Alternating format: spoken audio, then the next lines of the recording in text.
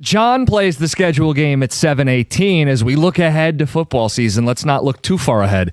Tonight, the Pistons are playing Game 6, season on the line in Cleveland. Is it over? Let's just start there. And who has the most pressure on them tonight? So I'll start with who's got the most pressure on him tonight. And I believe it's Uncle T, Tobias Harris. He's got to be, and I don't think he's well-suited to be the number 2 guy. He's got to be Robin tonight. And we've seen him be that when the Pistons, for the most part, have needed him the most. But I just think he is in a position that he doesn't have the ultimate skill set for. And now it's on the road. He's done it. So the expectation is that he will again. But I don't think he is well suited for that position. And the most pressure is going to be on Tobias Harris. Most eyeballs are going to be on Tobias Harris. Okay, because I think I know what I'm getting out of Cade for the most part. Yeah. I think I know what I'm getting out of Asar. Unfortunately, I know what I'm getting out of Duren. Right. And I don't think you get as much out of the bench on the road. I think the Cavs bench and their others will step up at home. Most likely the season ends tonight. But I'm very hesitant to kill the Pistons off until their last breath. Tobias is a great answer because he's the guy they go to when they can't get something going in the half court. Throw him the ball, shoot a contested mid-range jumper. They're tough shots. They don't always fall. He's got to knock them down. If it's not Tobias, could I make the case it's JB Bickerstaff? Sure, you can make the case for a lot of individuals involved in this game. Because they're going to clown his ass if the season ends tonight. This is why we fired you. You're the 1 seed, and you lost 4 straight games. Do you have any tricks up your sleeve? Are we going to see Paul Reed in the starting lineup? Are we going to see Paul Reed before the team's down and in desperation mode, among other adjustments? Is it a Ron Holland game or not? Which buttons are you going to press as the coach here? Can you effectively get Cade a couple breathers so we can close the game out? JB Bickerstaff, this is the team that fired you. When you were hovering over the disco button last Friday, the Pistons were sitting with a 2-0 lead. Both games were at home. We hadn't yet witnessed what was going to happen in Cleveland.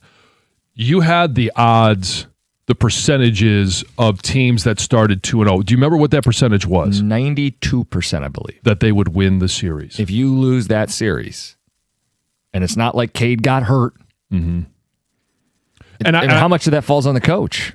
Well, I bring that up because of everything you just said, and it kind of helps build the case that the most pressure is on JB. What are you going to do with Jalen Duren? You already benched him at the end of a home game. He played 1 minute in the last 18. And you went with B-Ball Paul. He played well. Yep. I know what happened through 82 games. But now through 12 games of the postseason, do you believe you're going to get regular season Duren or postseason Duren tonight in a gotta-have-it moment? And if you believe you're getting postseason Duren, why wouldn't you make the change? Yeah, but why would you? Oh, yeah, I get what you're saying. Because I've listened to Doug and Scott, and their thing is, well, 82 games should supersede. Right.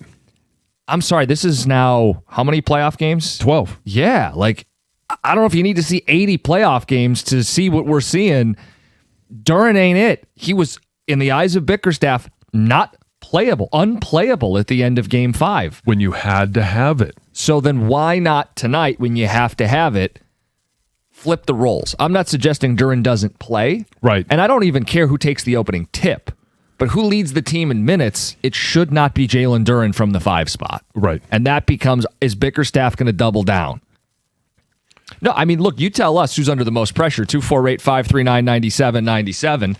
I told you I gave Cade a free pass the other day. I'm certainly not going to say if he doesn't deliver that it's a referendum on him. We know what we're getting out of Cade Cunningham. He's leading everybody in points and assists and minutes played. I'm not putting it on Cade tonight. I mean, I think they need him to have a big game, but I don't think he's under the most pressure tonight. And on the flip side, the guy that we just talked about, Paul Reed, he might be under the least amount of pressures Because I know that everybody's calling for Paul Reed. Hey, we want to be more B-ball Paul. We saw what he did in 17 minutes, 10 points, 8 boards. Like, he added something, 2 blocks. Mm-hmm. He added something. And I think if he's going into this game and JB comes up and says, hey, whether he says we're going to start you or you better be ready because in the first 5 minutes you're going in and you're going to get the bulk of the minutes, he's playing with house money. Correct. He's making himself money where Jalen Duren is losing it by the second. So, yeah, I think there's, on the flip side, B-ball Paul may have the least amount of pressure. In terms of how this goes tonight, do you think they win? No, I don't. And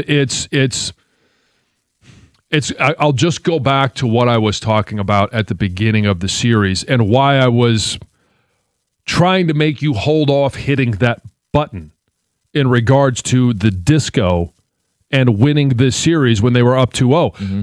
The Cleveland Cavaliers don't have to have Donovan Mitchell score 30+. Correct. The Pistons have to have Cade score 30+. And the Cavaliers, they could turn to James Harden. I agree. Not a great option on a night-in, night-out basis in the postseason, but he can. Evan Mobley can. Jarrett Allen can. Max Strus can. Sam Merrill can be impactful. Like, they have Dennis Schroeder. They have more that they can turn to than the Pistons have. You just said something that sparked it for me. Evan Mobley had a very bad, was it game 2? He only had 1 rebound. And we didn't spend a ton of time on that. We're talking about the Pistons up 2-0 and look at James Harden. Evan Mobley was getting skewered in Cleveland and to a degree nationally because 1 rebound. John, how has Evan Mobley played since? He's responded. Yeah, I'm looking at this, and it's 8 rebounds in each of these 3 Cleveland Cavalier wins.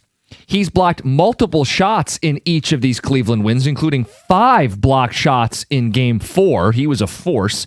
He scored 13, 17, and 19 points at LCA the other night.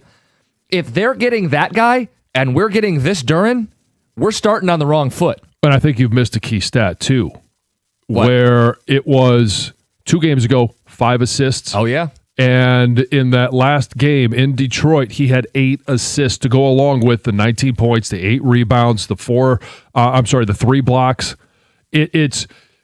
He has that ability to, okay, if you're going to pack the paint, I can take the ball and I could find James Harden. Yeah. I can find Donovan Mitchell. I can find Max Strus. He can shoot a little bit. He can pass the ball. He was the defensive player of the year in the NBA. Not this year, but recently. And that's part of the issue I have with Jalen Duren is, okay, if they're packing the paint, there's no one to space the floor, and you have no offensive moves, if your point production is down, your rebounds should still not be that as affected as they have been. And you should be the guy that if they're going to pack the paint, it means somebody is open. You got to find them. I mean, maybe we're stumbling into something that Evan Mobley swung this series. Could be. And how do you swing it back? Well, that's why we focus on, if it's not Duren, if you've seen enough to know, and JB certainly acted like he'd seen enough in Game 5, Paul Reed, Isaiah Stewart, different combos, less Duren. 248-539-9797. Will it even be enough? You know, you say, not with a single ounce of joy in your voice, that you don't think they win tonight. And John, I don't know how people could fight you on it. I mean, look, the Pistons famously came back down 3-1 in the opening round, and they had to win a pivotal Game 6 in Orlando. Right. Do you remember what happened in that game? Orlando missed 23 consecutive shots. 27 of their last 28. I cannot prescribe or expect that tonight. So, the most likely outcome is Cleveland continues to take care of their home court, and a Pistons team is just a little light when they need it, right? You're talking offensively. Yeah. And they may be a lot light. Right.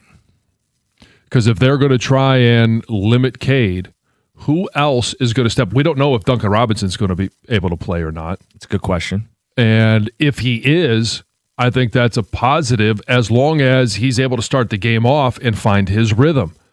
Tobias Harris has to find his rhythm early. If you listen to Doug and Scott, they make Duren sound like Mutombo on defense. LOL, Joe in Yale.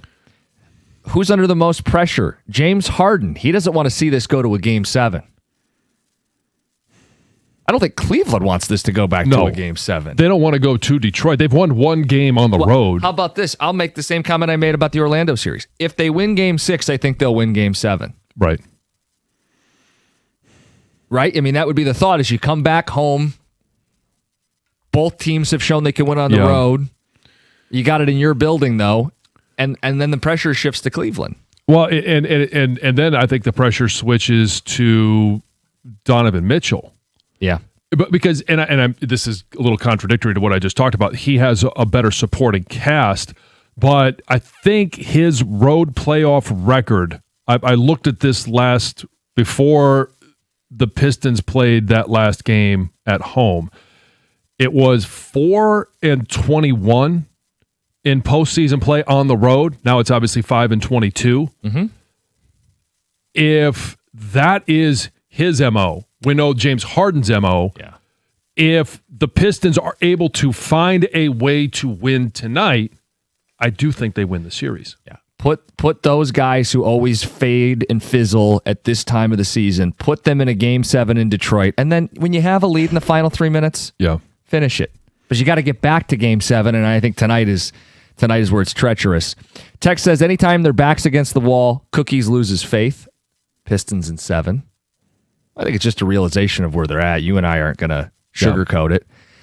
Guys, are we really doing this? I believe this is Jalen Duren's breakout game. Backs against the wall mentality, Russ and Livonia. Yeah, they lucky 13. Well, everybody knows that's a lucky number. 13-1, that's a charm. If we come in Monday and the season's over. Come on, man. How many times are we going to say, oh, and then if it is, I told you so, that same texter is going to say, I told you so. Oh, you were right once out of 13 games. I was going to say, if they lose this weekend, don't be the guy that calls in or texts in. He would have had such a good Knicks series. It's a damn shame. He would have had such a good matchup against Karl Anthony Towns. I know. Come on. Show it. And stop expecting it at this point. Right. What are you expecting? I get 82 game, Jalen Duren. It's not the same guy that we've seen through 12 critical moments throughout the course of these postseason. We're going to have open lines all show. You want to talk Pistons hoops? You want to talk about the Lions schedule? We'll make time for it. We got the cookie jar at 7:35, and John plays the schedule game next. It's 97.1.